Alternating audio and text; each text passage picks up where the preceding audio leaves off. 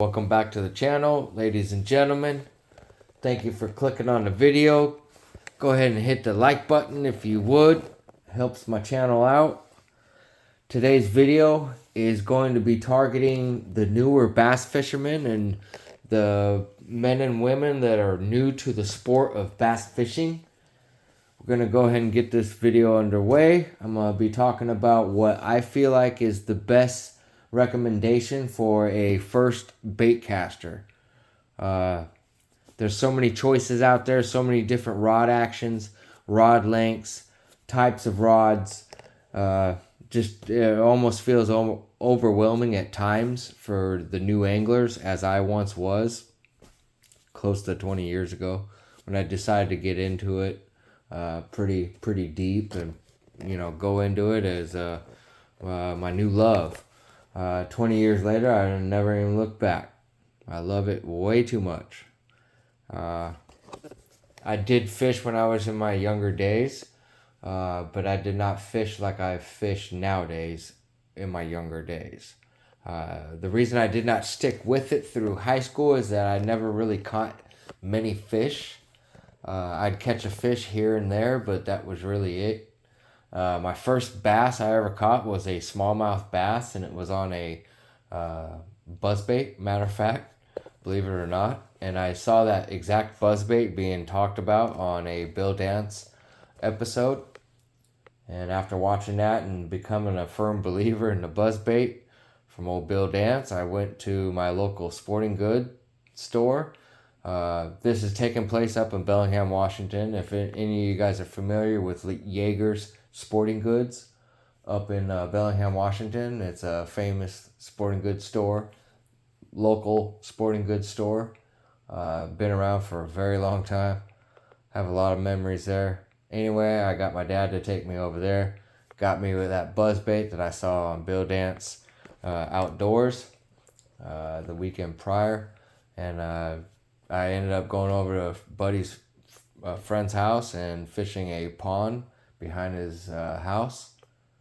And that pond is still there to this day. It's a pretty big pond. I don't know if there's many fish in it now. It looks like it might have been overfished or outfished, or not taken care of, maybe pollution, who knows. But nonetheless, I did catch it was a smallmouth, probably just shy of 3 pounds on a buzzbait. It's the only fish I caught that day. My younger sister is a witness to that fish, matter of fact. I used to have a Polaroid picture of me holding that smallmouth bass. But over the time that picture disappeared. Anyway, let's get back into the video. And I caught that fish on a spinning rod. Like, if you don't know how to fish a bait caster and you don't want to waste your time, go with the spinning rod. My recommendation for a spinning rod, a starting out spinning rod, is going to be the 7-foot medium action rod. One piece. You don't want the 2-piece. Even if you have a car to travel with, you can still travel with a 1-piece rod. Don't get me wrong.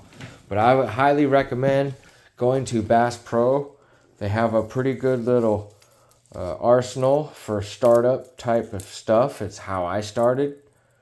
If you look at this, it's a 7-foot medium action rod, 1 piece. You could do a lot of stuff with this.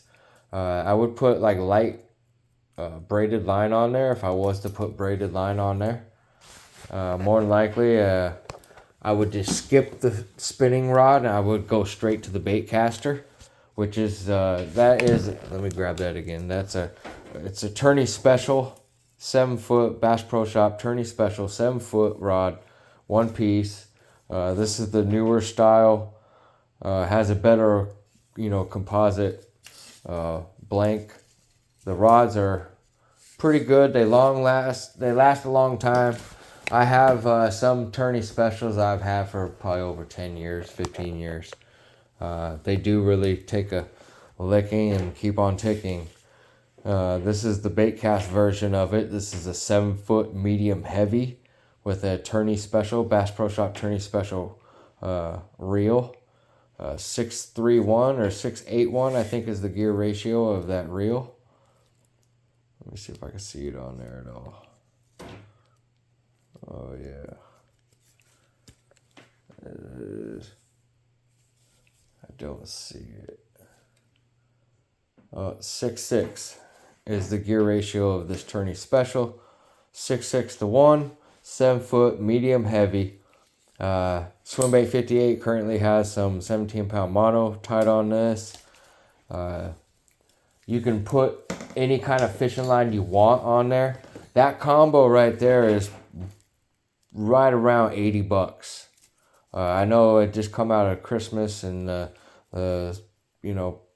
holiday season. I know that they had some serious sales around there. But it really dictates, the line dictates what kind of baits you're allowed to fish, in my opinion. If you go straight braid, I would go with 50-pound braid on the bait caster. On the spinning rod, I probably would go 20-pound or maybe 30-pound braid at the most. That might even be too much. 30-pound braid may be too much. But the bait caster is the main deal I'm talking about. I would just go with 50-pound braid or 17-pound fluorocarbon. But the fluorocarbon is going to kind of leave out some of the baits that you're allowed to fish. Like you couldn't fish a frog on fluorocarbon. You could definitely fish spinner baits on the fluorocarbon. This is a 1/2 ounce spinner bait. Perfect for a 7 foot medium heavy rod. So if I was to get the 7 foot medium heavy bait cast rod, tourney special from Bass Pro Shop, like right here, I would put 50-pound braid on it. It has 12-pound diameter, and you can fish frogs, you can fish jigs, you can fish swim jigs, you can fish buzz baits, spinner baits, all types of swim baits.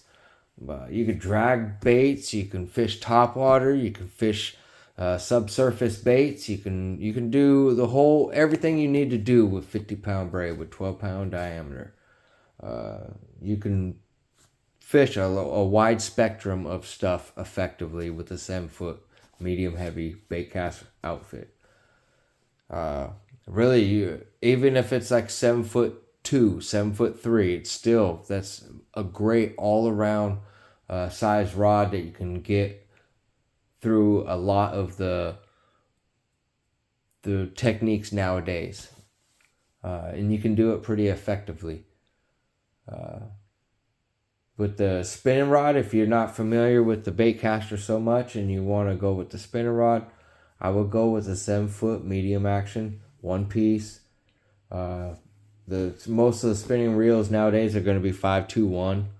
If they're better, bigger, they're going to be faster. They'll go all the way up to 6 gear ratio, which I think is just ridiculous. Sometimes I go to a spinning reel in the summertime with a surface crawling bait with big heavy braided fishing line. Like I have a 7'2" medium heavy Johnny Moore Signature Series spinning rod that's medium heavy, and I fish a pompadour walking bait on it.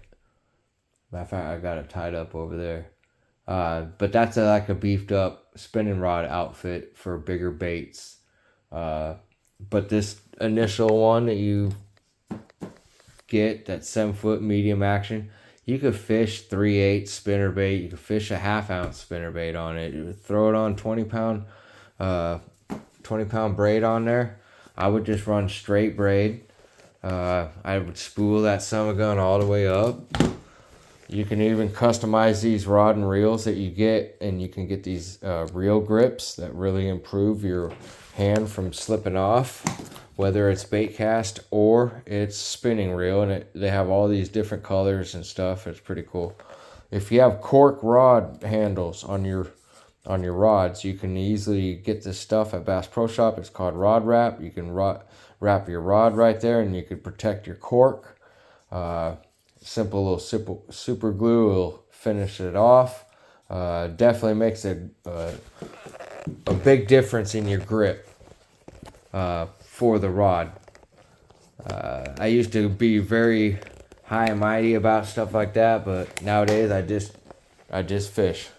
I don't worry about some techniques. I don't want that real grip on there because I've had a tendency when I set the hook on a real aggressive hook set, those will fly off and never find them again.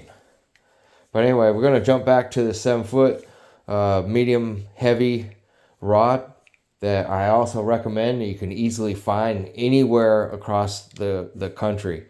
This is a Boo Garcia Vendetta next generation Vendetta rod.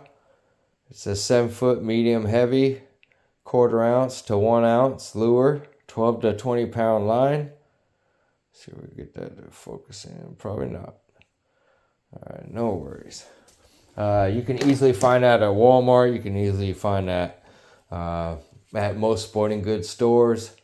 I know Bass Pro Shop has it. I know Cabela's has it. I know all these other stores have it that are locally.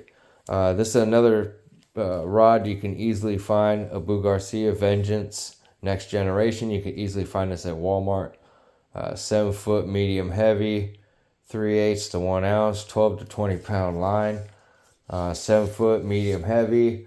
This one's a little bit softer, and I'll tell you what I use it for. I've had it for 3 or 4 years, and finally one of the eyes busted off. So I don't know if I'm gonna use it this year. I may just go ahead and buy another rod. Not really sure just yet.